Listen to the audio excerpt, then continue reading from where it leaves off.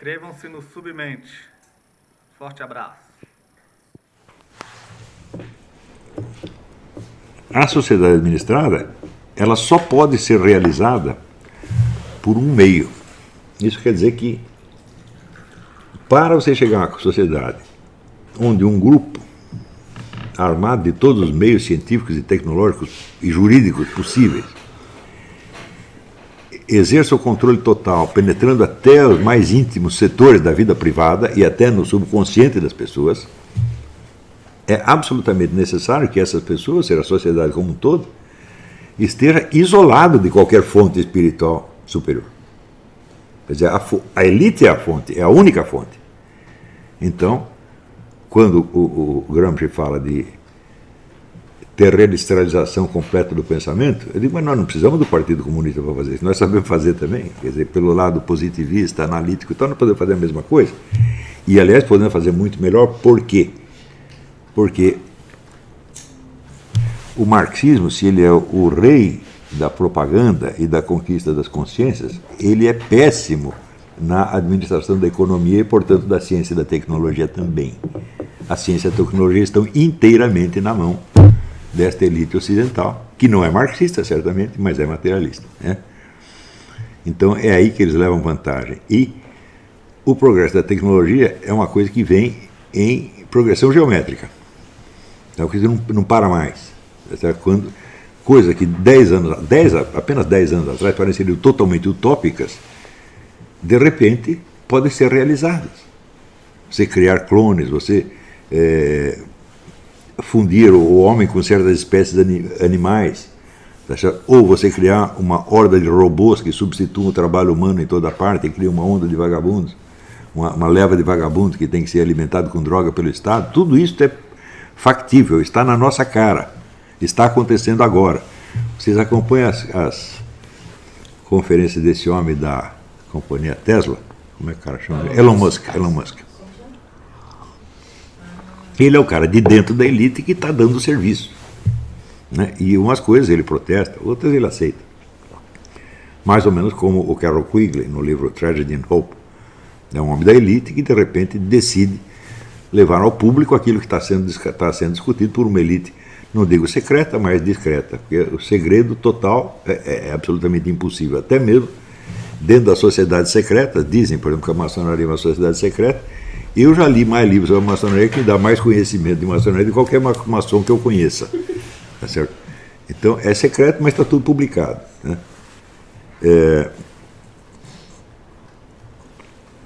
Então, isso aí é outra... É uma coisa que se reflete naquele famoso adágio, o segredo se protege a si mesmo. Ele se protege simplesmente porque ele é muito complicado e as pessoas têm preguiça de estudar e verificar e às vezes são covardes demais para admitir que certas coisas estão acontecendo. Então, de certo modo, não é o segredo que se protege a si mesmo, é a burrice dos outros que protege o segredo. Então, o segredo total não funciona, mas a descrição funciona perfeitamente bem, né? Existe até aquele famoso discurso do David Rockefeller agradecendo aos representantes da imprensa pela descrição com que estavam tratando esse assunto. Ele disse, se você não tivesse ficado quieto, nós não teríamos conseguido fazer isso, mais isso, mais isso, mais isso. Ou seja, é uma confissão pública, né, de que há um segredo. E mesmo assim o segredo continua inacessível à maior parte das pessoas. Então nós temos claramente essas três fontes e elas estão em disputa. Uma coisa importante para os próximos anos é o seguinte: a China continua com o seu governo comunista, continua sendo tão marxista quanto sempre, mas ela aprendeu o uso, vamos dizer, da administração econômica ocidental e da ciência e tecnologia ocidentais. Assimilou isso maravilhosamente em curto prazo de tempo, com a ajuda do dinheiro americano. Nos anos 90, havia muita discussão, sobretudo no governo Clinton, de se devia investir na China ou não, porque tinha o problema dos direitos humanos, o que é uma maneira muito parcial de discutir o problema. Nós vamos investir lá, mas eles não respeitam os direitos humanos. Mas não é só isso. Nós vamos investir lá, mas eles estão a fim de tomar tudo que nós temos, né? Esse que é o problema, não é os direitos humanos. Os direitos humanos são um sintoma, né? E no fim, vamos dizer, sempre que você pensa assim, eu devo fazer tal coisa que vai me trazer uma vantagem, né, ou não devo fazer porque ela é imoral, a primeira hipótese sempre vai ganhar. Né? Todos nós somos assim e os bilionários não têm por que ser de outra maneira. Então acabaram investindo e criaram esse monstro que é a China. E hoje a China tenta dominar o próprio esquema globalista ocidental. Nós não sabemos o que vai dar disso aí, mas com certeza este é o fator predominante que vai influenciar as nossas vidas pelas décadas. O fracasso da China nesse empreendimento dá um resultado e o sucesso vai dar outro. Eu não sei o que vai dar. Mas o problema dos três grupos globalistas, três esquemas globalistas, continua na ordem do dia, é ele que decide tudo. O Malachi Martin, no livro As Chaves desse Sangue, The Keys of This Blood, ele coloca a Igreja Católica como uma das forças globais. Ela não é. Né? Ela não tem nenhuma iniciativa própria. Tudo o que acontece dentro da Igreja é determinado ou pela elite globalista ou pelo movimento comunista, tá certo? E contra isso existem apenas grupos tradicionalistas absolutamente impotentes, ressentidos e que acabam ficando paranoicos. Então, tanto isolamento que a gente começa a ficar maluco. E, por exemplo, esse negócio de você enxergar o comunismo em toda parte, isso é um absurdo, quando você está vendo três forças heterogêneas, né, agindo ali, as três contra o cristianismo, contra toda forma de cristianismo. O protestantismo um pouco menos, porque há uma certa boa convivência, pelo menos nos Estados Unidos, entre protestantismo e maçonaria. Então, a coisa não se volta tão diretamente contra o protestantismo, mas também, em última análise, ele também vai para o brejo. Então, são três forças, as três profundamente anticristãs, e sobretudo anticatólicas, mas que, sendo heterogêneas, agem de maneiras diferentes. Tá certo? E, se você pensar um pouco, a situação no Ocidente não é tão ruim para os cristãos quanto é no mundo islâmico ou no mundo comunista. É um pouco melhor. Aqui você não tem matança de cristãos. Mas você tem cada vez mais um cerceamento e um boicote. E, evidentemente, um genocídio cultural. Eu acho que já podemos classificar isso como genocídio cultural, que precede, evidentemente, o genocídio stricto sensu. Tá certo? Então, é uma aliança mundial anticristã, entre os três. Eles estão concordes neste ponto. Precisa tirar isso do caminho. Se é para implantar a ditadura universal do Partido Comunista, se é para implantar a sociedade administrada, se é para implantar o califado universal, bom, a isso vamos decidir depois. Quer dizer, afastado o cristianismo do páreo, daí os três vão ter que decidir quem é que manda. E isto vai ser... Bom, isso aí já é uma guerra de dimensões cósmicas, né? E se você perguntar o que vai ser de nós no meio disso, eu não tenho a menor ideia, mas eu sei que se nós nem entendemos o que está acontecendo, então nós vamos ser como aquela cena do Corão, em que as formiguinhas veem se aproximar os exércitos de Alexandre o Grande, tremendo o solo, aqueles milhões de cavalos e carroças e aparatos bélicos, e elas veem o mundo tremer e dizem, vamos esconder aqui, vamos entrar embaixo da terra. As formiguinhas entram embaixo da terra. Então, bom, talvez as formigas devessem ter entrado embaixo da terra um pouco antes, se pudesse prever o que estava acontecendo, né? Ou talvez elas pudessem ir para outro lugar. Sempre tem alguma outra saída, mas quando não tem, você já está ferrado mesmo, então o negócio é se esconder embaixo da terra. E tratar de escondido embaixo da terra não ficar louco. Você pode não ter meios de agir, mas digo, meios de inteligir você só não tem quando você não quer. Né? Então, é isso aí, vamos fazer uma pausa, daqui a pouco nós voltamos com as perguntas. Então vamos lá.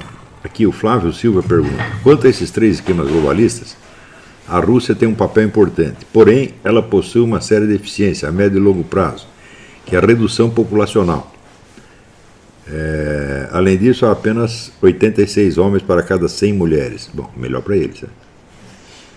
a capacidade de se perpetuar é uma das formas mais básicas do poder. Bom, isso é realmente um problema, mas todos esses esquemas globalistas, eles tropeçam em dificuldades horríveis. Tanto que, quando você vê pelos papéis internos, como está ali no livro do Carroll Quigley, eles tinham a ideia de que por volta de 1980 já teria um governo global. E até hoje passou 38 anos, não aconteceu nada. Quer dizer, não é que não aconteceu nada, eles estão avançando, mas eu não creio que a ideia mesmo de governo global seja viável. Tá certo? O problema não é o governo global, o problema é tudo que você vai modificando na sociedade para chegar lá. É o mesmo problema do socialismo. O socialismo não se realiza, mas ele transforma o capitalismo no inferno. Então, é por isso que você discutir as coisas no plano ideológico, sobretudo tendo em vista, vamos dizer, os ideais e metas proclamados, isso aí é fazer buraco na água. O que interessa não é a meta que você está proclamando, o problema é o trajeto. Né? Aí tem até uma frase do Gurdjieff que eu lembro dessa hora. Os fins não interessam, só interessam os meios. É claro que os fins são apenas... Se você os proclama como fins, é porque eles não existem ainda. Tá certo? Mas o trajeto que você está percorrendo existe. E o trajeto vai ter suas consequências. É ali que as coisas têm que ser discutidas. Afinal de contas, a ideologia é apenas uma justificativa ideal. Né? Então, a justificativa de tudo pode ser muito bonita. A justificativa da sociedade capitalista liberal é lindíssima, do socialismo mais ainda. É do Islã que nem se fala. É o livro do Sayyid Hossein Nasr, Ideals and Realities of Islam. Só que ele só fala dos ideals. Realities são só as do maldito mundo ocidental. Está tudo uma porcaria. Mas comparado com os ideais do Islã, não é isso? Então, se você pegar, por exemplo, você pega os defeitos do Olavo de Carvalho, as qualidades imaginárias do Rafael Rosqueimada, ele ganha.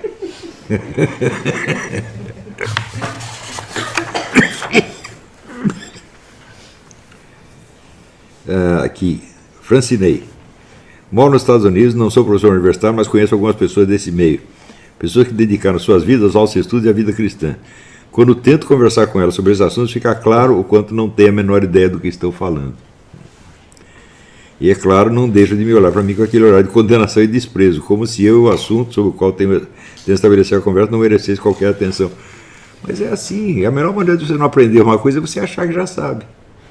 E você imagina, a formação universitária americana, a riqueza da vida cultural americana, a riqueza do debate político e cultural nos Estados Unidos é tamanha que as pessoas têm a impressão de que elas estão no centro do mundo e que elas estão enxergando tudo. Mas esse é o principal problema. Né? Nunca o sujeito que está no centro dos acontecimentos é o cara que está vendo mais. Quem vê mais é quem está fora. Isso é regra geral. Sempre, se você olhar todos os grandes desastres da história, teve algum Zé Mané que os anunciou direitinho, e diagnosticou e disse no que ia dar. E ninguém prestou atenção. É sempre assim. Quer dizer, não é uma novidade a situação. Agora, o que eu sugiro para os meus estudantes é que eles não se deixem impressionar por essa coisa. Quer dizer, por que você precisa da aprovação dos ignorantes? Eles já estão provando no mesmo ato que são ignorantes. Né? Então, toda ideia, seja, vamos dizer, uma teoria, uma proposta política, uma moda religiosa, uma moda cultural, tudo começa em pequeniníssimos círculos de pessoas altissimamente informadas, que são capazes de entender do que se trata.